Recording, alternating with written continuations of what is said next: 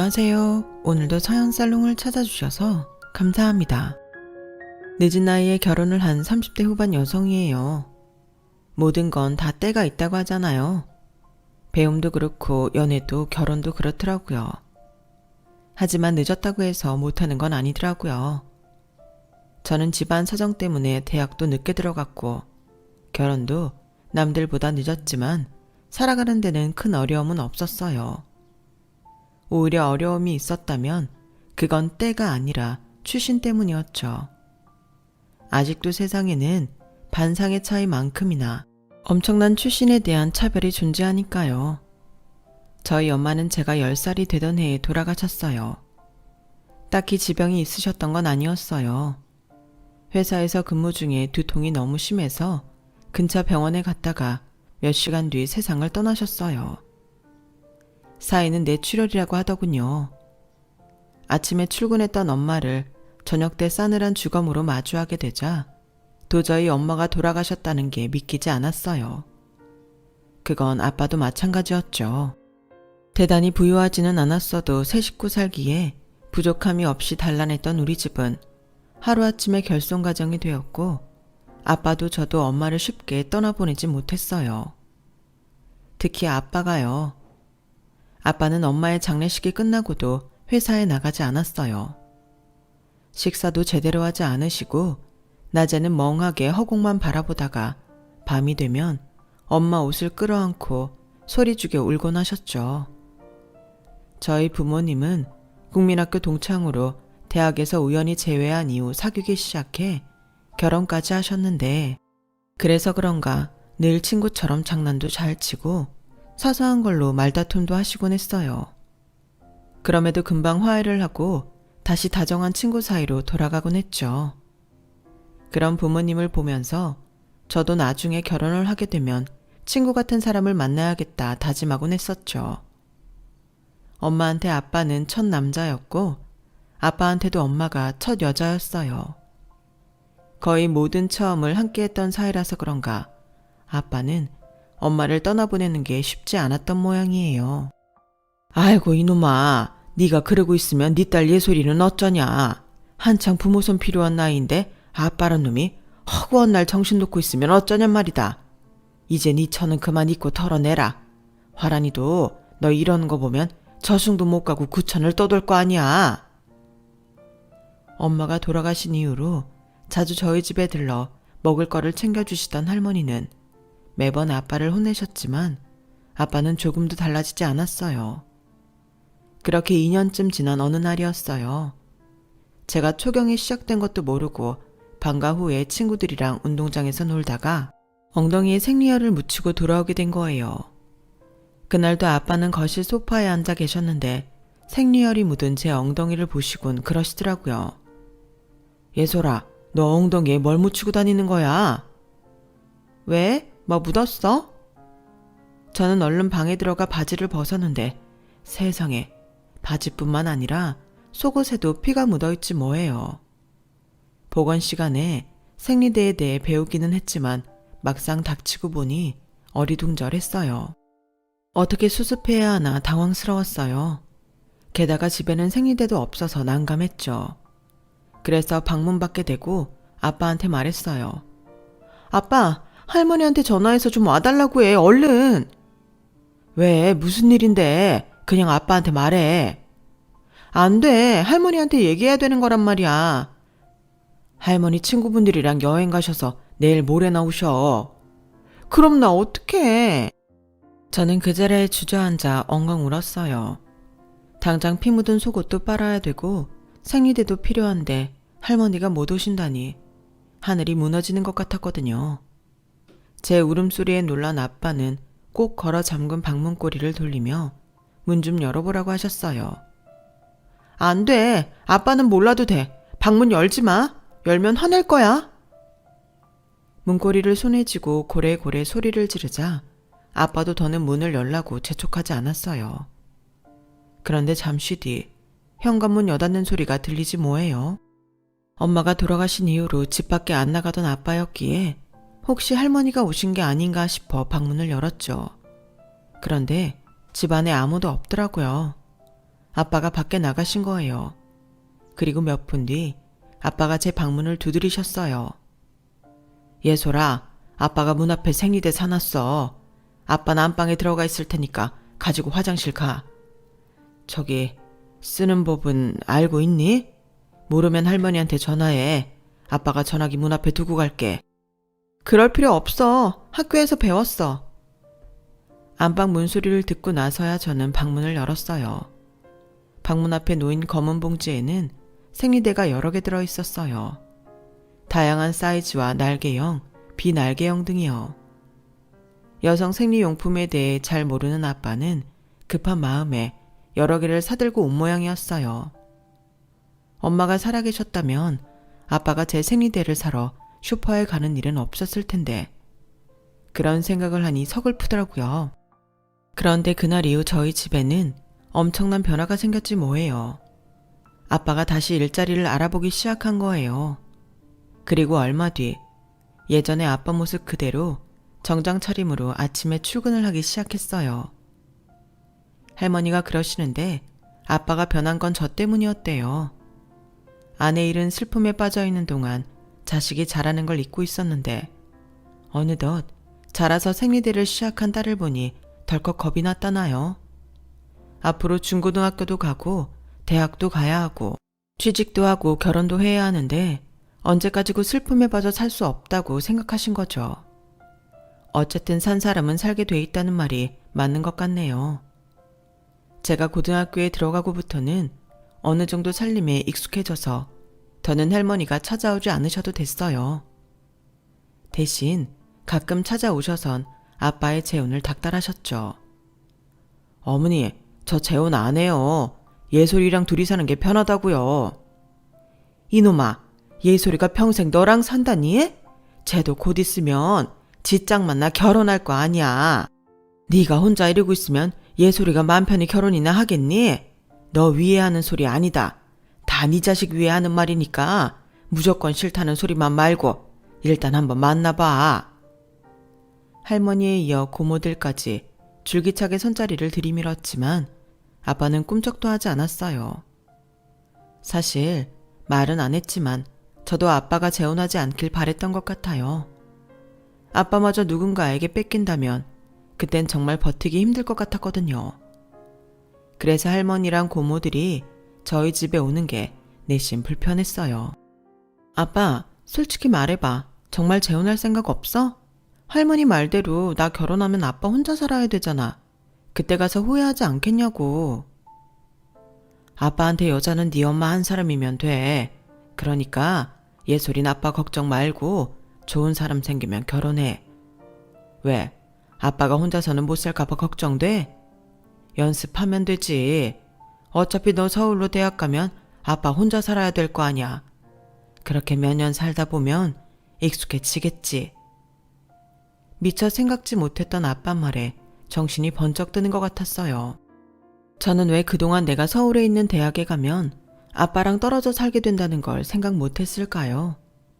그저 막연히 내가 서울로 가면 아빠도 서울로 직장을 옮기면 그만이라고 안일하게 받아들였던 것 같아요. 아빠 나이에 이직이 그리 쉽지 않다는 걸 염두하지 못했던 거였죠. 그런데 그런 걱정을 비웃기라도 하듯 생각지도 못한 일이 벌어진 거예요. 직장 건강검진을 받은 아빠한테 이상 소견이 발견된 거죠. 당뇨에 지방간, 콜레스테롤 수치도 높게 나왔더라고요. 한마디로 몸 상태가 엉망이었어요. 제가 입시 준비로 바빠서 식사를 제대로 못 챙겨드리다 보니 밥 대신 치킨이며 피자, 야식을 자주 시켜 먹인 게 원인이 아닐까 싶더라고요. 살림은 제가 알아서 하겠다고 할머니한테 큰 소리를 쳤던 게 후회가 됐어요. 진단 결과를 들은 할머니는 기다렸다는 듯이 찾아와 또다시 재혼 닥달을 하셨어요. 거 봐라. 내 이럴 줄 알았다. 집에 여자가 있었어 봐. 네 몸이 이 꼴이 낫겠나.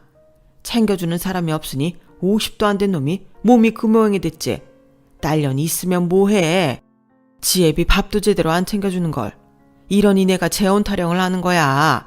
지금이라도 선자리 마련할 테니까 그런 줄 알아. 어머니, 제발 그만 좀 하세요. 내 몸 편하자고 재혼을 하는 게 말이 됩니까? 혈당 조절하면서 약 착실히 먹고 운동하면 돼요. 내 몸 아픈 거랑 재혼이랑 무슨 상관이라고 그러시냐고요. 전 재혼 생각 없으니까 어머니도 허퉁기대 마세요.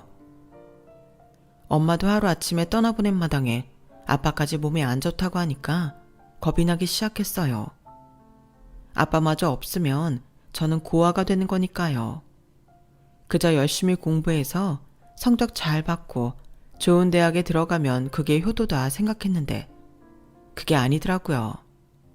당시에는 아빠 곁을 지키는 게 최선일 거라 생각했는데 가장 중요한 아빠의 건강을 놓치고 있었던 거예요. 대입 수시 일정이 발표되고 본격적으로 입시 준비에 돌입하게 된 시점이라 고민이 되더라고요. 제 욕심을 위해 서울에 있는 대학에 진학하느냐, 아니면 아빠 직장과 본가가 있는 이 지역 대학에 가느냐 갈등이 됐어요. 그러다 대학 진학에 한다고 해도 나 혼자의 힘으로는 온전히 아빠를 챙겨드릴 여력이 안 될 것 같고 나만 서울에 올라가 지내기에는 아빠 걱정 때문에 마음이 편치 않을 것 같더라고요. 그래서 인서울대학은 포기하고 제가 사는 지역에 위치한 국립대에 가기로 마음을 먹었어요. 물론 담임선생님은 이런 저를 이해하지 못하셨죠. 예솔아, 너 모의고사 점수 정도면 서울대는 몰라도 K대나 Y대는 가능해. 그런데도 굳이 지방대를 가겠다니 담임으로서 이해가 안 간다. 혹시 등록금이랑 생활비 때문에 그러니? 솔직히 돈이 문제는 아니었어요. 아빠 월급만으로도 생활은 충분했고 저희 친가가 꽤 사는 편이라서 제 학비를 마련하는 건 그리 어려운 일이 아니었으니까요.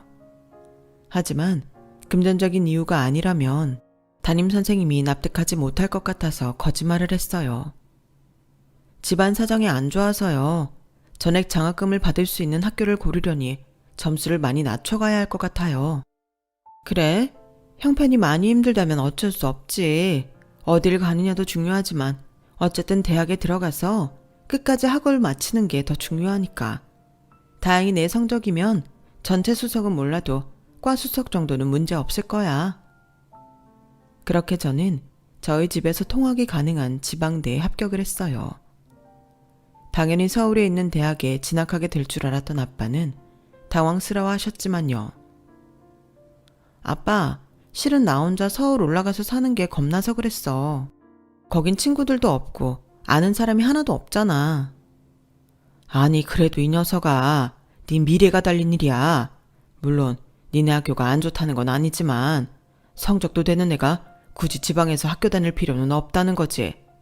너 혹시 아빠가 걱정돼서 그런 거야? 아니야, 아빠가 애야? 내가 왜 아빠를 걱정해? 내가 겁나서 그랬다고. 제가 버럭 성질을 내자 아빠도 더는 추궁하지 않았어요. 그렇게 대학 진학일은 무사히 넘어간 줄 알았는데 졸업식 날 담임의 한마디에 모든 게 수포로 돌아갔지 뭐예요. 예솔이 아버님 많이 안타까우시죠? 예솔인 집안 형편만 아니면 명문대도 노려볼 만한 애였는데 선생님들도 다들 아쉬워해요. 아니, 그게 무슨 말씀이세요? 집안 형편 때문이라뇨.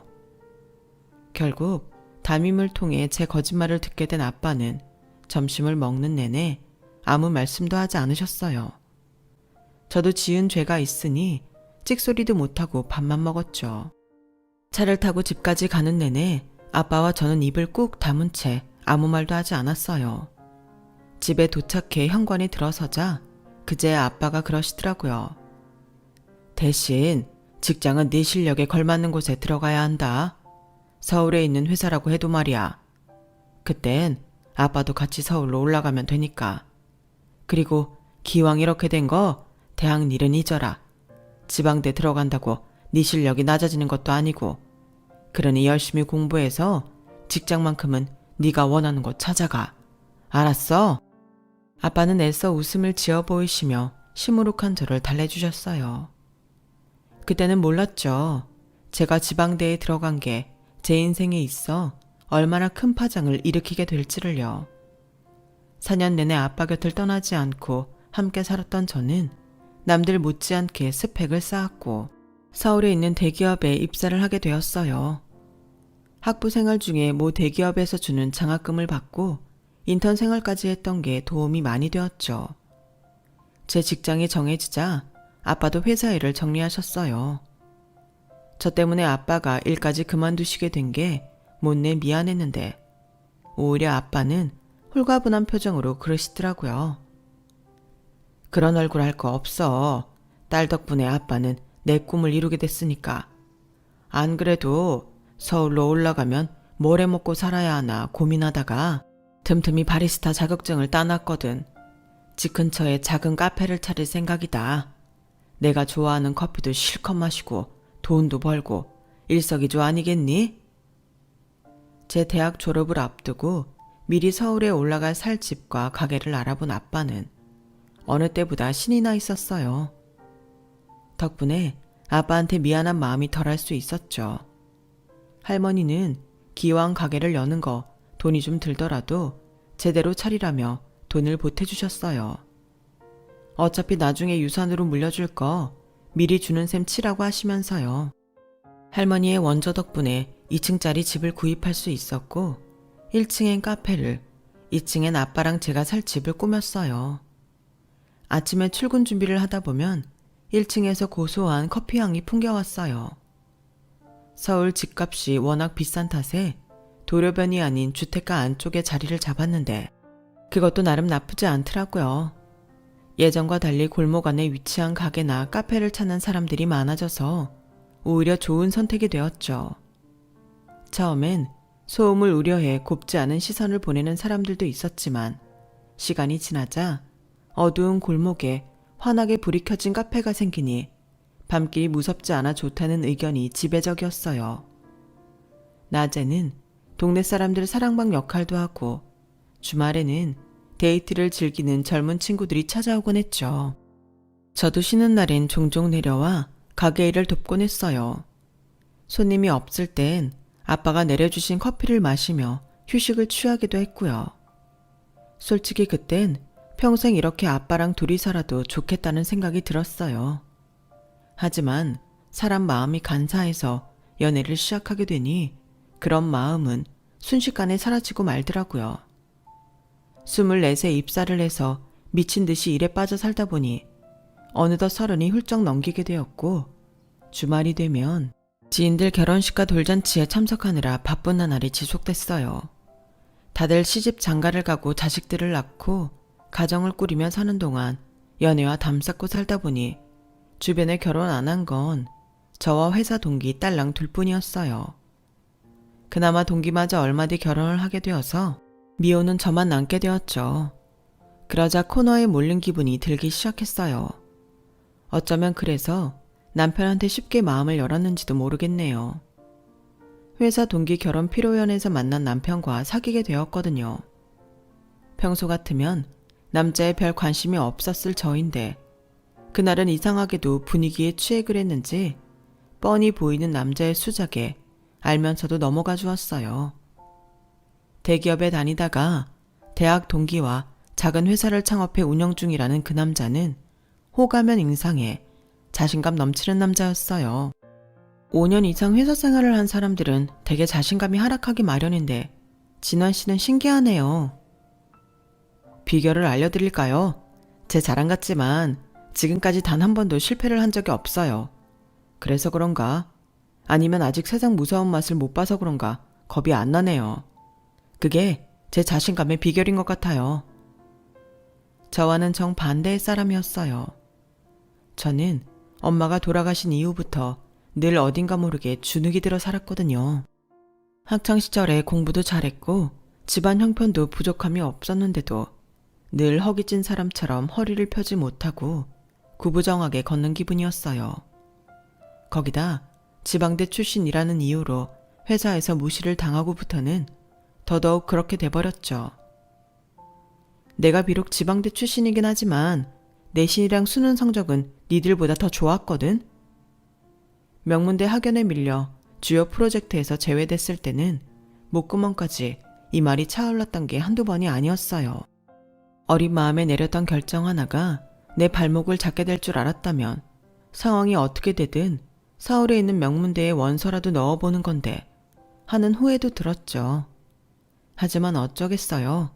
이미 선택할 수 있는 시간은 지나버렸는걸요. 이제는 내가 내린 결정에 책임을 질 시간이니까요. 반면에 남편은 학벌마저도 완벽했어요. 네? 가족들이 전부 서울대 출신이라고요? 어머님, 아버님도요? 네, 작은 아버지랑 외삼촌, 이모, 고모들까지 다요. 아, 그래서 내가 고3 때 얼마나 스트레스를 받았나 몰라요.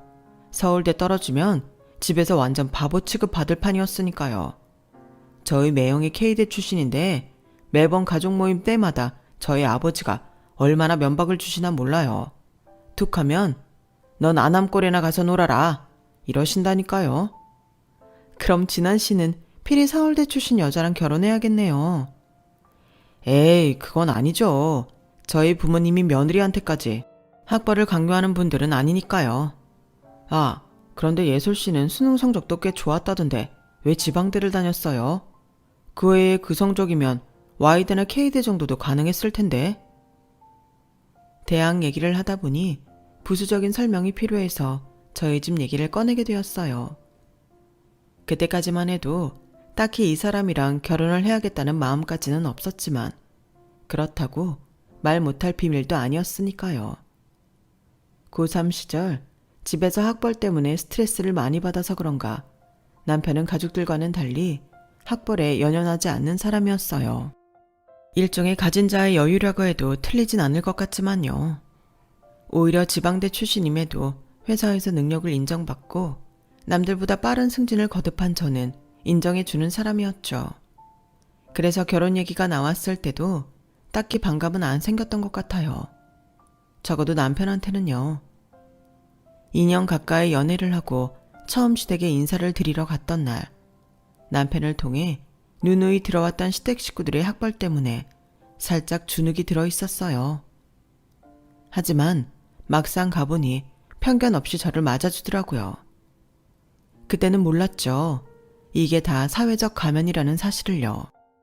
혹시나 학벌 때문에 반대를 하시진 않을까 걱정했는데 생각보다 무난히 넘어갔어요.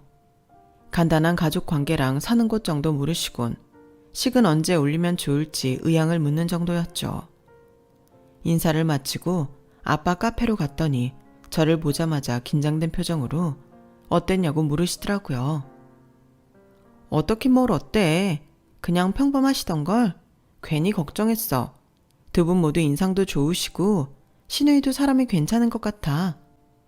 대학 강사라고 해서 좀 권위적이지 않을까 했는데 싹싹 하더라고. 아유, 다행이다. 내가 처가에 처음 가던 날보다 긴장이 되더라고. 하루 종일 일이 손에 안 잡혀서 실수도 몇 번이나 했는지 몰라. 딸이 하나였길래 망정이지 둘이었으면 아빠 심장 터져 죽었을 거다. 에이, 5번은 내가 뭐 못 갈 때 같나. 그리고 아빠 딸 그렇게 못나지 않았어요. 나 놓쳐봐. 그쪽이 후회하지. 안 그래? 그래, 맞다. 이때까지만 해도 앞으로 어떤 일이 벌어질지 몰랐던 저는 결혼에 대한 청사진만 펼치고 있었어요. 그러다 냉혹한 현실을 만났을 때는 이미 발을 뺄 수도 없는 상황이었죠. 바로 결혼식 당일이 되어서야 시댁 식구들의 본 모습을 보게 되었으니까요. 신부 대기실에 앉아 있는데 시댁 식구들이 새 신부 얼굴 보러 왔더라고요.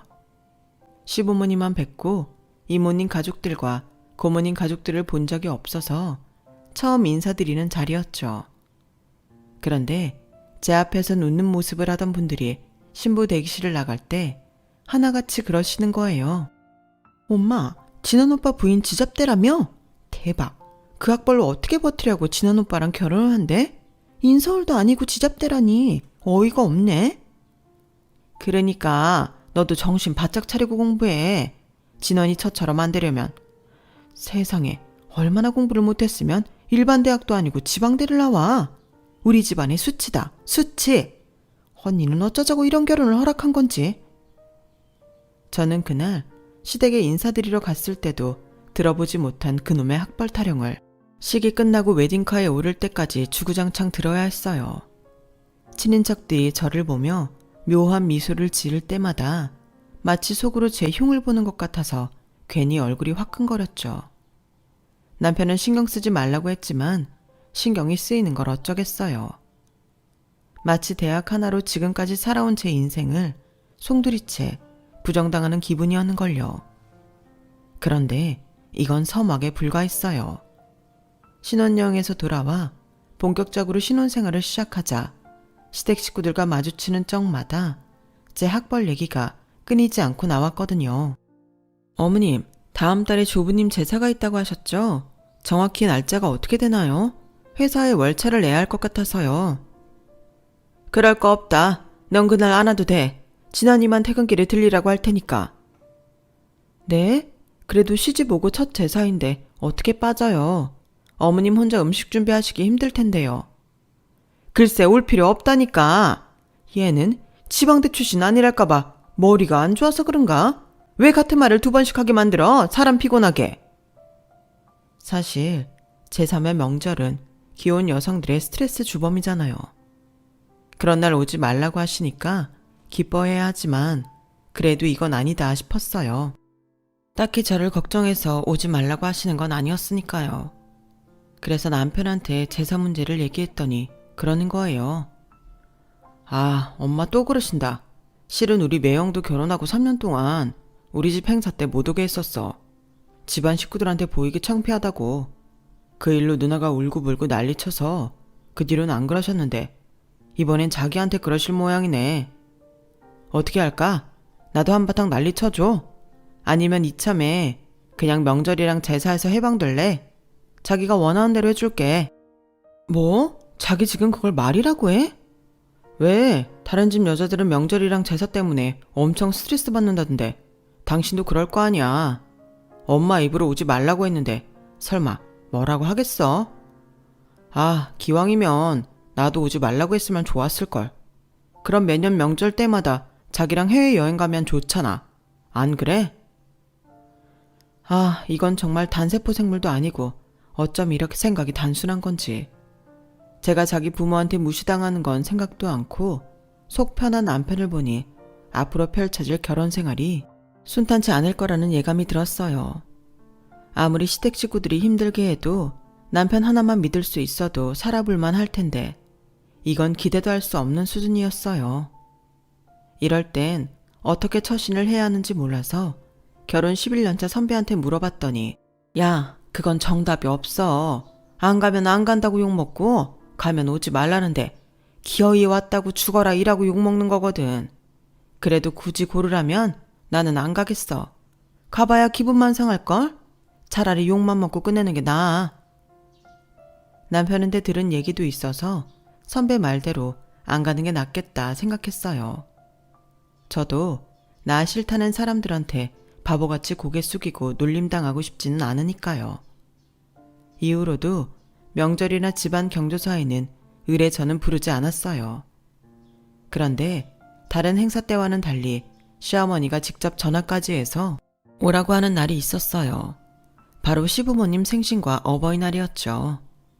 그날은 친척들 없이 시댁 식구들만 모이는 날이기도 했지만 무엇보다 저한테 선물과 용돈을 받을 수 있는 날이기 때문이었죠. 한마디로 남들 앞에 내보이기는 창피하지만 받을 건 받아야겠다는 놀부심보였어요. 웃긴 건 시누이도 마찬가지였어요. 자기 신랑도 학벌 때문에 집안에서 구박받았던 걸 봐왔으면서 시어머니보다 심하면 심했지 결코 덜하지는 않더라고요. 울케, 설마 지금 내 남편이랑 자기를 동급으로 보는 건 아니지? K대랑 지방대는 하늘 땅 차이야. 우리 그이는 수능 당일에 실수를 해서 서울대를 못 간 거지만 울케는 상황이 다르잖아. 그러니까 괜히 동명상련이니 어쩌니 그딴 소리는 하지도 말라고. 정말 할 말은 많았지만 꾹 참고 안 했습니다. 한다고 믿을 사람도 아니고 바뀌는 것도 없이 사람 꼴만 우스워질 테니까요. 그런데 시누이가 울고 싶은 사람 뺨까지 치지 뭐예요. 글쎄 제 앞에서 보란 듯이 자기 딸한테 이러는 거예요. 너 공부 열심히 안 하면 나중에 숙모처럼 지방대 나가는 거야. 그게 얼마나 창피한 일이니? 좋은 대학 나온 사람들 앞에서 고개도 못 들고 그 사람들 뒤치다거리나 하며 살고 싶냐고. 그러기 싫으면 정신 바짝 차리고 공부해. 이딴 개소리나 하면서 어린이날이라고 애 선물 뭐 사줄 거냐는 소리는 어쩜 그리 당연하게 하는지. 가만히 있으면 저를 아주 가만히로 볼 것 같아서 참다 못해 한마디 했어요. 에이, 형님이 사회생활 경험이 없어서 모르나 본데요. 제 부하 직원들 중에 서울대 나오고 K대 Y대 나온 사람들 많아요. 그래도 다들 저한테 머리 숙이고 제 밑에서 일하는걸요. 사람 인생이 출신 대학 하나로 정해지진 않는다는 거 모르셨어요? 형님 강의 나가는 대학도 경기권에 있는 학교잖아요. 거기 학생들한테도 강의 중에 저한테 하듯이 지방대라고 무시하는 건 아니죠? 그랬다간 당장 강사 자리 잘리실 텐데요. 어머 올케, 지금 내가 강의 나가는 대학이 지방대라고 무시하는 거야? 아니요, 저는 그 대학을 무시하는 게 아니라 편협한 생각을 가지고 사는 형님을 무시하는 겁니다. 결국 그날의 말싸움으로 저랑 남편은 쫓겨나다시피 시댁을 나와야 했어요. 여보야, 그냥 좀 참지. 그깟 학벌이 뭐라고 누나랑 붙어서 싸워. 애도 보는 앞에서. 애가 보는 앞이니까 더 제대로 알려줘야지. 툭하면 지방대라고 무시하는데 그렇게 잘난 사람이 자기는 왜 지방대 강의를 나가? 그것도 정교수도 아니고 시간 강사를. 자기 누나 논리대로라면 대한민국에서 높고 좋은 직업은 다 서울대 출신들만 가져야 하는 거 아니냐고. 근데 실상은 아니잖아. 능력이 먼저지 대학이 먼저야? 웃겨 정말. 그날 싸움으로 신우이는 저를 볼 때마다 눈을 내리깔고는 투명인간 취급을 하기 시작했어요. 그런데 그랬던 사람이 얼마 뒤에 완전히 확 달라졌지 뭐예요. 나야, 그동안 잘 지냈어? 혹시 지금 나랑 통화할 시간 좀 돼? 뜬금없이 전화를 해서는 어찌나 살갑게 굴던지 처음엔 신우이가 전화를 잘못 건 게 아닐까 생각했다니까요. 다름이 아니라 이번에 올케네 회사에서 새로 광고업체 선정을 한다며? 그거 올케가 담당자라고 하던데 맞지? 그렇긴 한데 형님이 어떻게 하셨어요? 에이, 그게 뭐가 중요해. 실은 우리 그이가 얼마 전에 광고회사로 옮겼거든.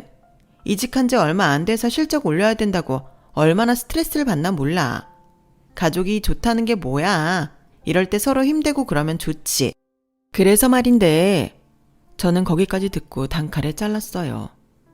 형님, 지금 저한테 업무 관련 청탁을 하시려는 거예요. 그런 거라면 전화 끊겠습니다. 올케, 무자르듯 딱 자르지 말고 내 말 좀 들어봐. 가족끼리 매정하게 1억이야? 세상에, 가족이랍니다. 평소엔 투명인간 취급하면서 말이죠. 저랑 형님이 가족이긴 했어요. 글쎄요, 저는 한 번도 그런 대접을 받아보지 못해서 몰랐네요. 가족 행사 때도 저는 늘 열애였잖아요. 그런데 저도 가족이라고 할 수 있을까요? 그러니 다시는 이런 전화하지 말아주세요. 그럼 더 할 말 없으니까 전화 끊습니다. 저는 서둘러 전화를 끊었어요. 콧대 높게 굴던 신우이도 남편 일에는 자존심도 접는구나 생각했죠. 그런데 그날 저녁 퇴근해보니 글쎄 집에 신우이랑 시어머니가 와있지 뭐예요. 저보다 일찍 퇴근한 남편이 문을 열어줬던 모양이에요. 생전 한번 찾아오지 않던 모녀가 거실 소파에 떡하니 앉아있는데 보는 순간 숨이 턱 막히더라고요. 두 분 여긴 어쩐 일이세요? 오늘 무슨 날인가요? 혹시 저 모르는 집안 행사라도 있었던 거예요? 올케도 참, 우리 사이에 꼭 일이 있어야 찾아오나. 지나가다 겸사겸사 들렀어. 몰랐는데 우리 집이 근처더라고. 버스로 2정류장밖에 안 돼. 그걸 왜 이제 알았나 몰라.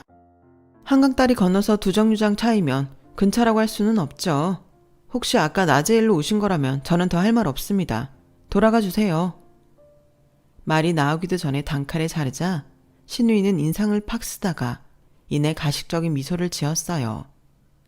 오늘 보니 올케 성격이 참 대쪽 같네. 그래, 그 점 높이 살게. 그래도 팔은 안으로 굽는다는 말도 있잖아. 윗사람이 이렇게 고개 숙이고 들어오면 모른 척 받아주는 맛도 있어야지. 안 그래? 그런 게 다 사람 사는 이치고 요령이야. 그래 아가, 네 신우이 말이 맞다. 사람이 높은 자리에 있을 때 가족들 사정도 봐주고 그러는 거 아니겠니? 그래야 네가 도움 필요할 때 우리가 도와주고 그러지. 세상 사는 게 다 그런 거다. 도와요? 퍽이나 자기들이 저를 돕겠네요. 멀쩡한 사람 바보 취급하고 무시하더니 제 도움 필요하니까 이제야 사람 취급하는 거 뻔히 아는데 말이에요. 남편은 뭐가 좋은지 식탁에 기대서는 흥미진진하게 이쪽 사정을 살폈어요. 그런 방관적인 태도에 더 화가 나서 제 목소리가 한껏 올라가게 되었죠. 두 분 정말 이상하시네요. 언제 저를 가족 취급했다고 집에까지 찾아와서 이러시는지 모르겠어요. 지방대 출신이라고 무식하다 멍청하다는 소리만 들었지. 오늘처럼 치켜 세워주시는 건 처음이라서 온몸에 두드러기가 날 지경이네요. 그러니까 그냥 하던 대로 하세요. 이제 와서 대도 않는 가족 들먹이며 사람 이용할 생각 마시고요. 그런다고 재학벌이 어머님 구미에 맞는 대학으로 바뀌는 건 아니잖아요? 그리고 형님, 지방대 출신인 제가 동기들보다 승진이 빨랐던 이유가 뭔 줄 아세요? 혈연, 지연, 학벌 같은 거에 연연하지 않고 능력 위주로 업무 처리를 했기 때문이에요. 제가 시집 와서 시댁 식구들한테 당해보니 알겠더라고요. 그놈의 학벌 차별이 사람 잡는 거였구나 하고 말이에요. 그러니 저 같은 사람한테는 이런 청탁이 씨도 안 먹힐 거라는 거예요. 괜한 일에 힘 빼지 마시고 돌아가세요. 우리 그냥 살던 대로 살아요. 가족이니 뭐니 당신들 편할 때만 써먹는 친분 집어치우시라고요. 아셨어요? 한 번만 더 업무 관련 일로 저 찾아오시면 그땐 그 회사는 이번 업체 선정에서 제외시킬 겁니다. 날 가족으로 보지도 않는 사람들 때문에 내 손에 똥 묻히기는 싫거든요. 제 뜻 들으셨으면 돌아가세요. 청탁 얘기는 씨도 안 먹힐 것 같자 그제야 신우이가 인상을 팍 쓰며 본색을 드러내더라고요. 그래, 나도 더럽고 치사해서 더는 부탁 안 해. 옳게. 근데 이거 하나는 똑똑히 알아둬. 내가 고개 숙이니까 옳게가 대단해서 그러는 줄 아는 모양인데 천만에. 회사 등이 없고 꼴값 떠는 모양인데 어지간히 해. 언제 쫓겨날지 모르는 하루살이 주제. 회사에서 쫓겨나면 그 학벌에 재취직이 될는지. 그때 가서 초라하게 살지 말고 주제 파악 좀 하라고. 알았어? 오늘 하루 저한테 고개 숙인 게 억울했던지 신우이는 터질 듯이 벌건 얼굴로 악담을 퍼부어댔어요. 그러자 지금까지 방관하고 있던 남편이 기다렸다는 듯 한마디 하더군요. 누나, 그만해. 지금 누나가 얼마나 추한 줄 알아? 얻고 싶은 게 있으면 고개도 제대로 숙였어야지. 맡겨놓은 거 찾아가는 것도 아니고 이런 어정쩡한 자세로 뭘 얻겠다고 그래. 내가 잘난 회사 나와서 창업한다고 그렇게 난리쳐보니 알겠더라. 내 와이프가 얼마나 대단한 사람인지. 우리 집 식구들 같은 속물들 사이에서 멘탈 흔들리지 않고 버티는 게 쉬운 일인 줄 알아? 그런데도 이 사람은 해냈잖아. 회사에서도 집에서도 다들 자기들 편할 때만 그놈의 학벌 타령하면서 사람 피를 말리는데도 내 와이프는 끄덕않고 자기 자리 지키고 있다고. 그런 게 능력이야. 엄마나 누나는 이 사람한테 상대가 안 돼. 그러니까 일찌감치 포기하고 가세요. 평소 믿음이라곤 100원어치도 안 되는 남편이었지만 그날 남편이 했던 말 덕분에 우리의 부부애는 꽤 상승했어요.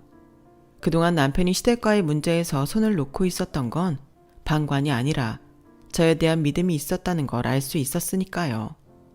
사연에 적은 내용 외에도 크고 작은 사건들이 많았지만 지금은 그저 한때 벌어진 일 정도로 치부하며 살고 있어요. 따지고 보면 이것도 일종의 승자의 여유라고 할 수 있겠네요. 얼마 전 제사를 앞두고 시어머니께서 전화를 하셨더라고요. 앞으로는 제사랑 명절에 집에 오라고 말이에요. 작은아버지 댁 둘째 아들이 저희 회사에 입사를 했는데 저랑 같은 부서에 배속되었거든요. 그러니 친인척들 앞에서 면이 서겠다 싶으셨나 봐요. 참 한결같은 분이시죠. 그래서 저도 한결같은 마음으로 딱 잘라 거절했어요. 그동안 내가 열심히 쌓아온 커리어를 날 무시하는 시댁 식구들 어깨뽕으로 사용하기 싫거든요. 인생은 뿌린 대로 걷어들여야 하는 거니까요. 지금까지 제 사연을 들어주셔서 감사합니다. 건강하세요. 여러분, 사연 댓글에 응원과 현명한 조언 부탁드려요. 좋아요와 구독은 저에게 큰 힘이 됩니다. 오늘도 좋은 일 가득하세요.